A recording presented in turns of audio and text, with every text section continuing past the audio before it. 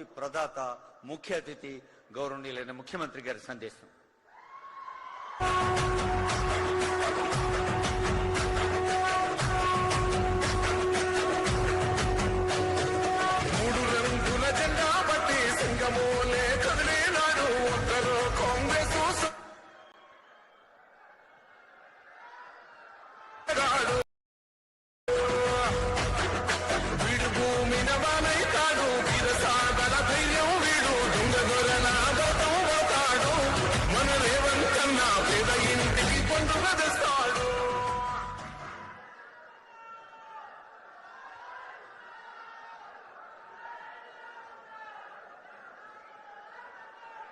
అందరికీ నమస్కారం. మిత్రులారా, ఈనాడు వ్యవసాయ మార్కెటింగ్ శాఖ మంత్రిత్వ శాఖలో కోహెడా ఇంటిగ్రేటెడ్ ఫ్రూట్ మార్కెట్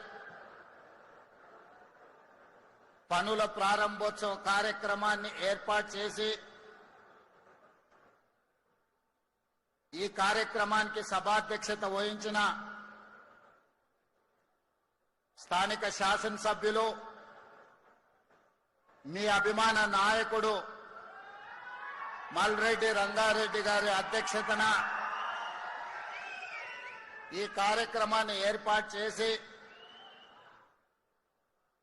నాతో పాటు ఈ కార్యక్రమంలో రంగారెడ్డి జిల్లా ఇన్ఛార్జ్ మంత్రివర్యులు మిత్రులు దుద్దిల్ల శ్రీధర్ బాబు గారిని, వ్యవసాయ మరియు మార్కెటింగ్ శాఖ మంత్రివర్యులు పెద్దలు తుమ్మల నాగేశ్వరరావు గారిని, అదేవిధంగా రెవెన్యూ హౌసింగ్ శాఖ మంత్రివర్యులు మిత్రులు పొంగులేటి శ్రీనివాసరెడ్డి గారిని, స్థానిక పార్లమెంట్ సభ్యులు చామల కిరణ్ రెడ్డి గారిని, శాసన మండలి చీఫ్ విప్ మిత్రులు మాజీ మంత్రివర్యులు పట్నం మహేందర్ రెడ్డి గారిని, అదేవిధంగా రాజ్యసభ సభ్యులు వేం నరేందర్ రెడ్డి గారిని, ప్రభుత్వ సలహాదారులు హరకర వేణుగోపాలరావు గారిని, అదేవిధంగా షాద్నగర్ శాసనసభ్యులు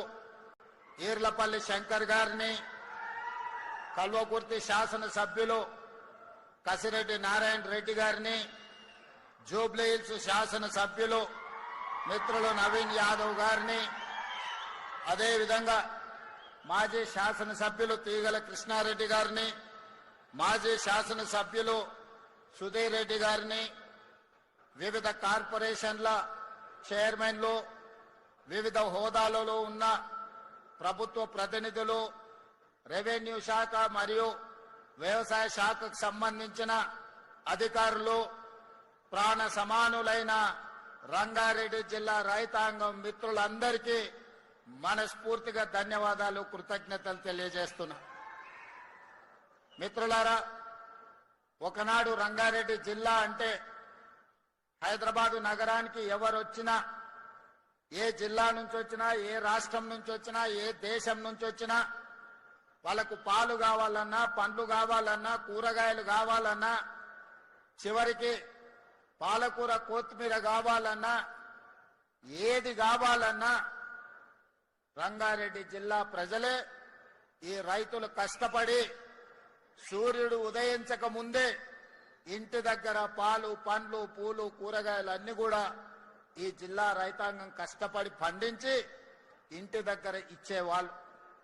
కాలక్రమేణా ఔటర్ రింగ్ రోడ్ వచ్చింది, అంతర్జాతీయ ఎయిర్పోర్ట్ వచ్చింది, మన భూముల విలువలు పెరిగినాయి, ఎకరాలు గజాలుగా మారినాయి, లేఅవుట్లుగా మారి ఈనాడు రియల్ ఎస్టేట్ పెరిగిపోయి వ్యవసాయం కుంటుపడ్డది.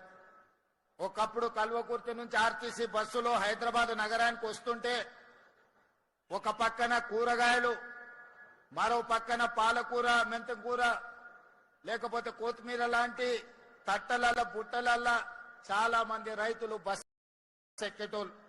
ఇదే కాదు, ఒక పక్కన చూస్తే గ్రేప్ గార్డెన్స్ కనిపించేటివి.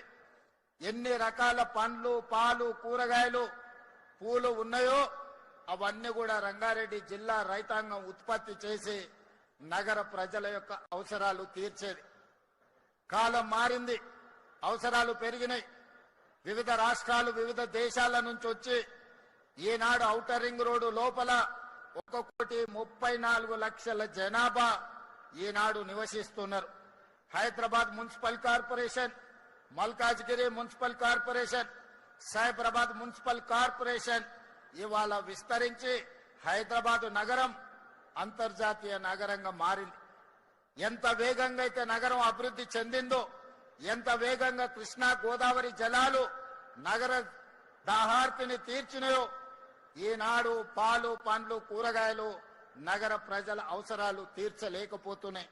అందుకే ఆనాడు ఆలోచన చేసి ఆనాటి ప్రభుత్వం ఒకప్పుడు కొత్తపేట ఫ్రూట్ మార్కెట్ ని కోహేడకు తరలించినప్పుడు అత్తర్బుత్తర్ టెంట్లేసి రేకులేసి పెడితే గాలి దుమారానికి ఆ రేకులు, ఆ టెంట్లు కూలిపోయి వందలాది మంది కూరగాయలు అమ్మే రైతులకందరికీ దెబ్బలు తగిలి కాళ్ళు పోయి, చేతులు పోయి కష్టాలు ఎదుర్కొంటుంటే గాలి దుమారంలోనే ఆనాడు పార్లమెంటు సభ్యుడిగా ఆ రైతులకు ఒక మనోధైర్యాన్ని ఇవ్వడానికి ఆ రోజు అక్కడికి వచ్చి అందరినీ కలవడం జరిగింది.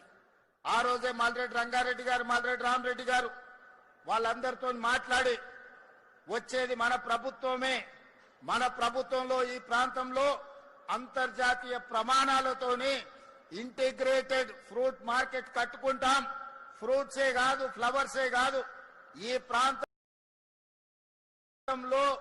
మీకు పోల్ట్రీ కావచ్చు, ఫిష్ కావచ్చు, చికెన్ కావచ్చు, మటన్ కావచ్చు, పాలు కావచ్చు, కూరగాయలు కావచ్చు, ఏమి కావాలన్నా నగరం నుంచే కాదు రాష్ట్రం నలుమూలల నుంచి ఎవరి ఇంట్లో పెళ్లున్నా, ఎవరి ఇంట్లో పండగ ఉన్నా, ఏమి కొనాలన్నా ఇక్కడికి వస్తే అన్ని అందుబాటులో ఉండే విధంగా ఈనాడు 240 ఎకరాలలో 2,400 కోట్ల రూపాయలు వెచ్చించి అంతర్జాతీయ స్థాయిలో ఈ రోజు కోహెడా ఫ్రూట్ మార్కెట్ ను మనం ప్రారంభించుకుంటున్నామని చెప్పడానికి నేను సంతోషపడుతున్నా.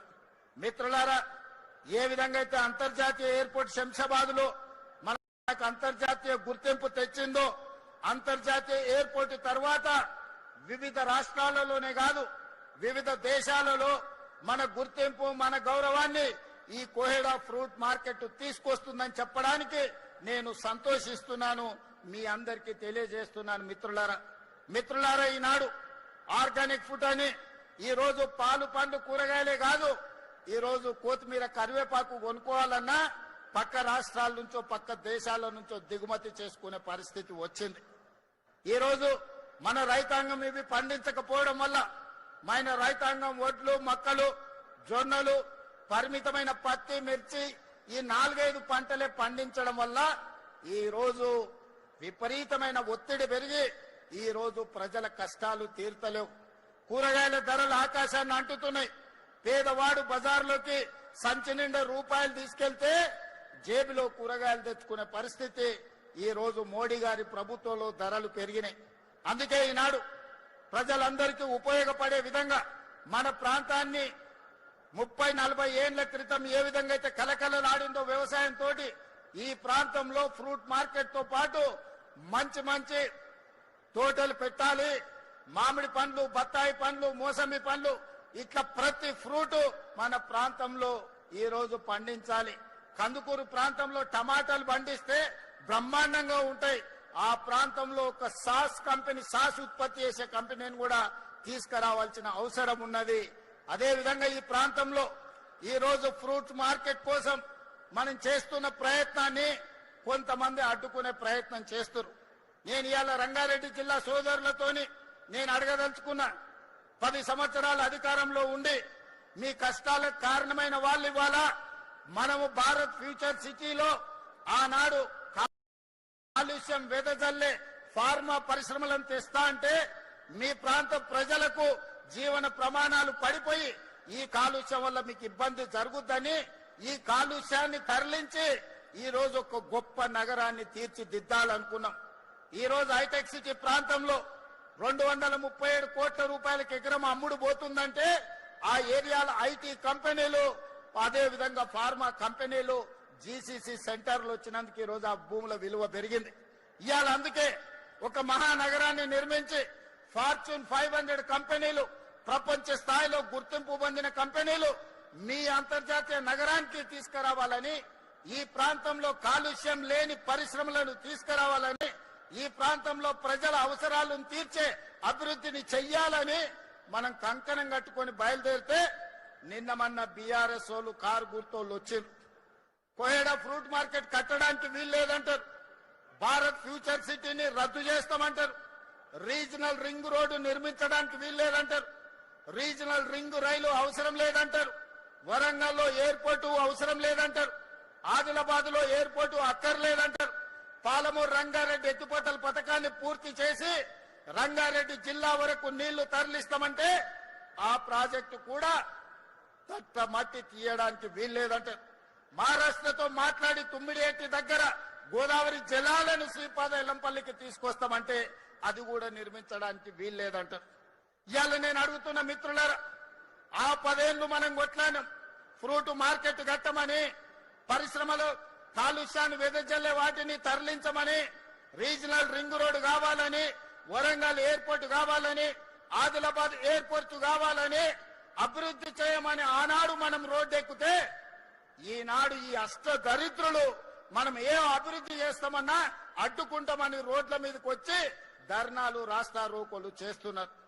మీరు ఆలోచన చేయండి. ఇట్లనే అభివృద్ధి నిరోధకులుగా మారితే ఈనాడు ప్రతిపక్ష హోదా ఉన్నది. రేపు రాబోయే రోజుల్లో ప్రతిపక్ష హోదా కాదు కదా, కారు ఎక్కడానికి కాదు, కారును దొబ్బడానికి కూడా మనిషి దొరకడు. అనుంజడి మీరు అక్కడెక్కడనో కార్ఖానాలో పోయి కారును టైర్లు లేని కార్లు మనం చూస్తాం. మనం అఫ్జల్గంజ్ ఏరియాలో పోతే అంబాసిడర్ కార్లు ఉంటాయి, దాంట్లో టైర్లు ఉండవు, రాళ్లు పెట్టి కారు నిలబెట్టి ఉంటది. మీ అంబాసిడర్ కార్ కూడా ఫామ్ హౌస్ గా పరిస్థితి వస్తుంది. అందుకే మిత్రులారా, ఇవాళ మీ అందరి సహకారంతో మీరందరూ కలిసి వచ్చినందుకు ధైర్యంగా ఈ రోజు ఈ ఫ్రూట్ మార్కెట్ ను ఈ రోజు ప్రారంభించుకుంటున్నాం. ఇంతకు ముందే తుమ్మల నాగేశ్వరరావు గారికి సూచన చేసిన, ఇవాళ అక్కడ నీడ లేకుండా వాన వచ్చినా గాలి వచ్చినా ఎండకెండి వానకు దడిసి అక్కడ అమ్ముకుంటున్న కూరగాయలు గాని, రైతులు గాని, అక్కడ ఉండే మధ్యవర్తులు గాని ఈ రోజు ఎన్నో ఇబ్బందులు ఎదుర్కొంటున్నారు. 6 నెలలు ఇక్కడ రాత్రి పగళ్ళు పని చేపించి డిసెంబర్ నుంచే ఈ ప్రాంతంలో కూరగాయలు పండ్లు అమ్ముకునే విధంగా ఇక్కడ పనులను ప్రారంభించాలి. 100% అభివృద్ధి 2 ఏళ్లలో పూర్తి చేయాలని నేను తుమ్మల నాగేశ్వరరావు గారికి సూచన చేసిన. తుమ్మల గారికి వేదిక మీద నుంచి నేను మాట ఇస్తున్నా, మీకు నిధులకు ఒక్క రోజు కూడా ఆలస్యం చేయకుండా 2400 కోట్ల రూపాయలు మీకు గ్రీన్ ఛానల్లో మీకు విడుదల చేయించే పూచి నాది. మరి పనులు నిర్మాణం చేయించుకునే బాధ్యత మీది, మల్రెడ్డి రంగారెడ్డి గారిది, శ్రీధర్ బాబుది. కేసీఆర్ కుర్చేసుకొని కూర్చొని పాలమూరు రంగారెడ్డి ఎత్తిపోతల కడతా అన్నాడు. కానీ ఎన్నికైన తర్వాత మందేసుకొని ఫామ్ హౌస్ లో వండుకున్నాడు. ఆయన లాక కాకుండా తుమ్మల నాగేశ్వరరావు గారికి, శ్రీధర్ బాబు గారికి మీరిడ కుర్చేసుకొని కూర్చొని ఈ ఫ్రూట్ మార్కెట్ ను డిసెంబర్ లో పనులు ప్రారంభించే విధంగా మీరు అభివృద్ధి కోసం రోజుకి 24 గంటలు పనులు చేయించండి. మీకు అవసరమైన నిధులను ఏర్పాటు చేసే బాధ్యత నేను తీసుకుంటా.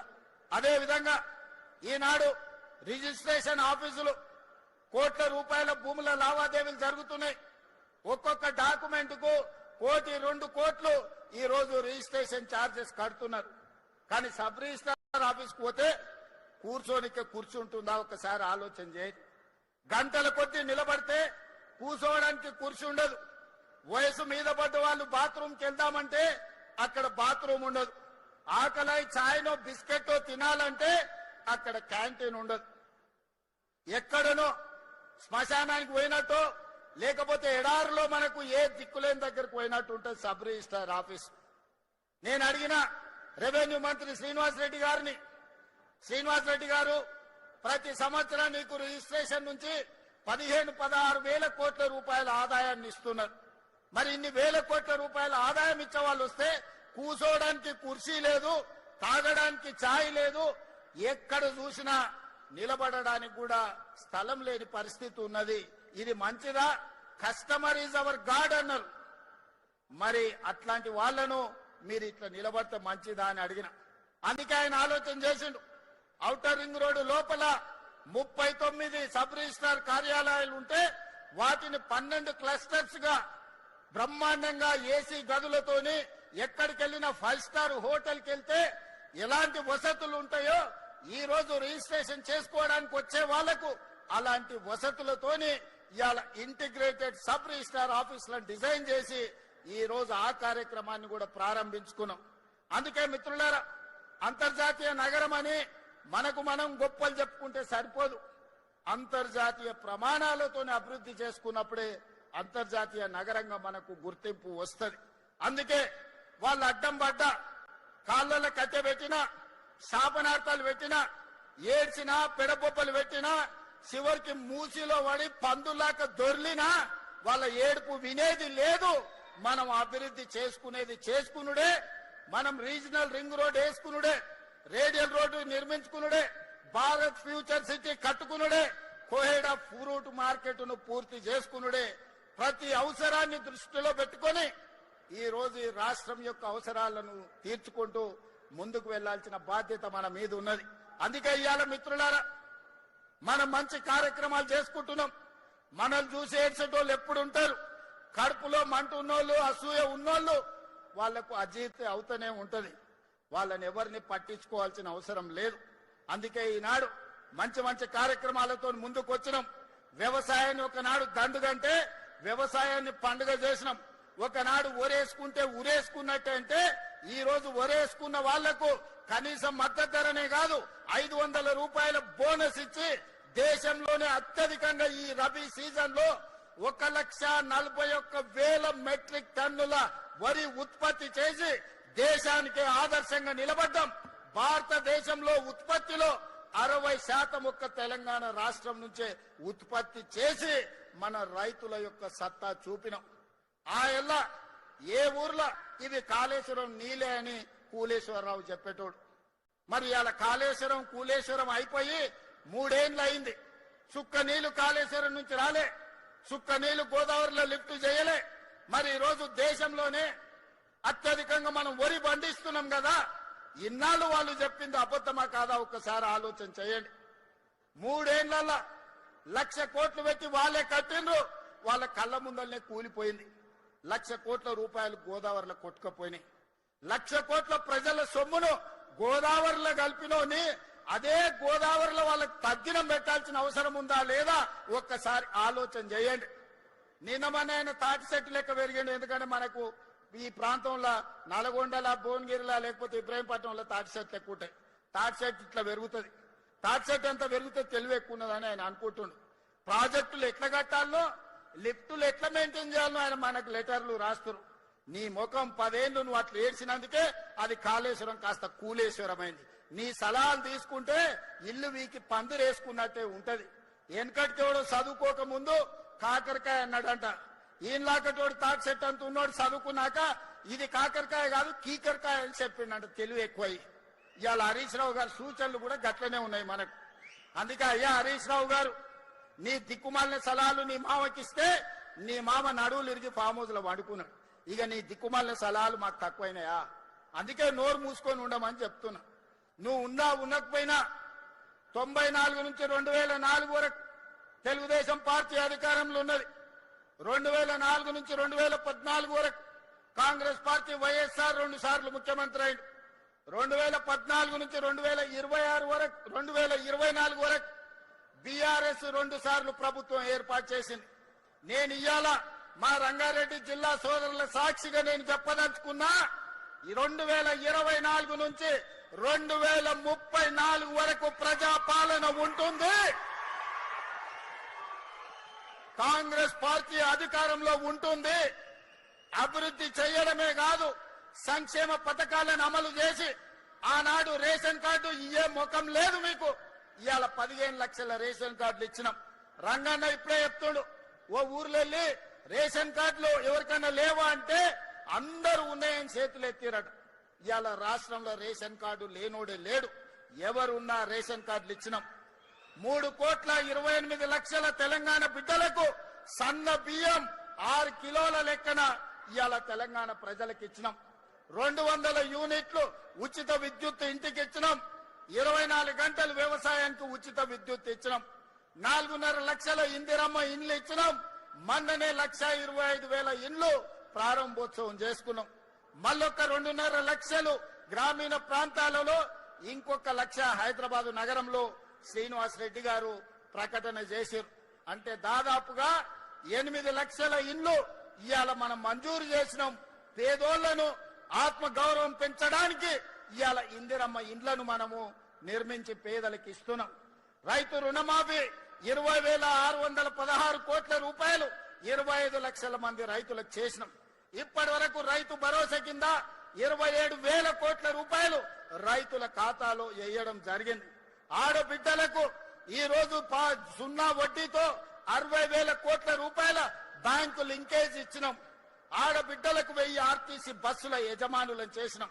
ఆడబిడ్డలకు మహాలక్ష్మి పథకం కింద 10,000 కోట్ల రూపాయలు ఉచిత బస్సు ప్రయాణానికి ఈ రోజు ప్రభుత్వం నిధులు చెల్లించింది. ఈ రకంగా చెప్పుకుంటూ వెళ్తే నిరుద్యోగ యువకులకు 67,716 ప్రభుత్వ ఉద్యోగాలు ఇచ్చినాం. రాబోయే రోజుల్లో మిగతా ఉద్యోగ ఖాళీలను కూడా భర్తీ చేస్తున్నాం. ఇవాళ ఆనాడు మీరు విధ్వంసం చేస్తే ఈనాడు కష్టపడి వికాసం వైపు ఈరోజు ప్రభుత్వాన్ని నడిపిస్తున్నాం. మీ అసూయ, మీ పగ, మీ ద్వేషం మా మీద చూపించండి, తెలంగాణ ప్రజల మీద కాదు. 10 ఏళ్లు మీరు ఒక దశాబ్ద కాలం, ఒక శతాబ్దానికి సరిపోయే విధ్వంసం తెలంగాణ రాష్ట్రాన్ని చేసిరు. అందుకే ఇవాళ సరిదిద్దే ప్రయత్నం చేస్తున్నాం. కష్టాలు ఉన్నాయి, నిధుల కొరత ఉంది, 8,11,000 కోట్ల రూపాయల అప్పు ఉంది. అయినా ధైర్యం కోల్పోకుండా, వయసు చిన్నదైనా బాధ్యత పెద్దది, తెలంగాణ ప్రజలు నమ్మకం, విశ్వాసంతో ఈ బాధ్యత అప్పచెప్పింది కాబట్టి రోజుకు 18 గంటలు కష్టపడి ఈ సమస్యల్ని పరిష్కరించే ప్రయత్నం చేస్తున్నా. మిత్రులారా, మీరందరూ కూడా నాలాగనే వ్యవసాయ కుటుంబం నుంచి, మధ్య తరగతి నుంచి వచ్చిన వాళ్ళే కదా. సమస్యలు వస్తే పారిపోతామా? సమస్యలు చూసి ఆత్మహత్య చేసుకుంటామా? లేకపోతే నిలబడి కొట్లాడి సమస్యల్ని పరిష్కరించుకుంటామా? కొంత కష్టమైనా, కొంత నష్టమైనా, కొన్నిసార్లు ఆవేదన కలిగినా, బాధ కలిగినా ఈ సమస్యల్ని పరిష్కరించుకునే బాధ్యత మనది. అందుకే ఈనాడు మీ సోదరుడిగా మీరు అండగా నిలబడ్డారు. మీరు ఇచ్చిన ధైర్యంతోని ఫామ్ హౌస్ లో వండుకున్న కేడీతోనైనా, ఢిల్లీలుండే మోడీతోడైనా కొట్లాడడానికి ధైర్యంగా ముందు నిలబడతా, ఎవరినైనా మెడలు వంచుతా.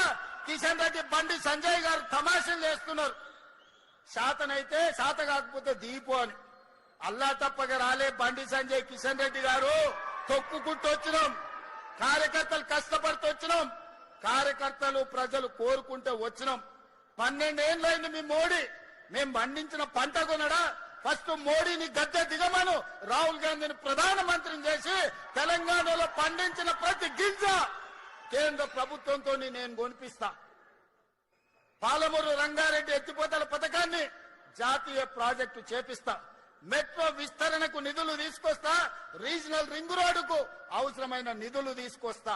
అంతర్జాతీయ స్థాయిలో మా తెలంగాణను అభివృద్ధి చేస్తాం. మీకే మాటలు వచ్చనుకుంటున్నాం, మాకు మాటలతో పాటు చేతలు కూడా వచ్చు. కిషన్ రెడ్డి గారు, 15 తారీఖు తర్వాత వడ్ల సేకరణ 75 లక్షల మెట్రిక్ టన్నులు అయిపోతాయి. ఆ తర్వాత నీ సంగతి చెప్తా.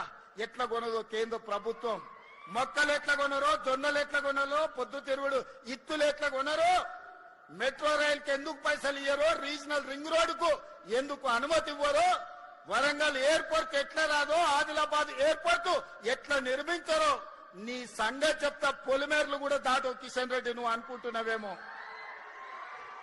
నీ కేంద్రంలో ప్రభుత్వం ఉంది, నరేంద్ర మోడీ గారు ఉన్నారని భయపెట్టాలని చూస్తున్నారు. మర్యాద వరకు మర్యాద, మర్యాద దాట మా సంగతి కూడా చూపిస్తాం. ఎవరికేం భయపడేది లేదు. గుండు అరగుండు ఎవరెవరో ఏమేమో మాట్లాడుతున్నారు, చూస్తూనే ఎట్లెట్లా మాట్లాడుతున్నారు. అందుకే మిత్రులారా, ఈనాడు మనం అభివృద్ధి కార్యక్రమాలను తీసుకొని ముందుకు వెళ్దాం. కేంద్ర రాష్ట్ర ప్రభుత్వాలను సత్సంబంధాలు పెట్టుకుందాం. మన అవసరాలు వారికి విజ్ఞప్తి చేద్దాం. మనకు కావాల్సిన అనుమతులు, నిధులు తీసుకొచ్చుకుందాం. దీనికి మీరు సంపూర్ణంగా అండగా నిలబడాలి. మీరు అండగా నిలబడితే నాకు ధైర్యం ఉంటుంది. ఆ గుండె ధైర్యంతో కేంద్ర ప్రభుత్వంతో అన్ని రకాల నిధులు సాధిస్తా ఈ రాష్ట్రాన్ని నిర్మించుకుందాం. రంగారెడ్డి జిల్లా అభివృద్ధి జరిగితే తెలంగాణ రాష్ట్రం అభివృద్ధి జరిగినట్టే. ఇవాళ 60% ఆదాయం ఈ జిల్లా నుంచి వస్తుంది. ఇక్కడ సంపాదించింది రాష్ట్ర నలుమూలల రైతాంగానికి, దళితులకు, గిరిజనులకు, ఆదివాసులకు, బలహీన వర్గాలకు అందరికీ ఈ రోజు సంక్షేమ పథకాలను అమలు చేస్తున్నాం. అందుకే మిత్రులారా, ఇంత ఆలస్యమైన మంచి కార్యక్రమాన్ని ఏర్పాటు చేసి రైతులు వివిధ జిల్లాలలో రైతు వేదికల దగ్గర లక్షలాది మంది రైతులు ఈ రోజు ఇక్కడ ఏం జరుగుతుందో చూస్తున్నారు. రాష్ట్ర నలుమూలలు ఉండే రైతాంగానికి నేను విజ్ఞప్తి చేస్తున్నా, ఒడ్లు పండించడం ఒక్కటే కాదు, కూరగాయలు పండించండి, పండ్లు పండించండి, పాలకూర పండించండి, కొత్తిమీర మెద్దం కూర పండించండి.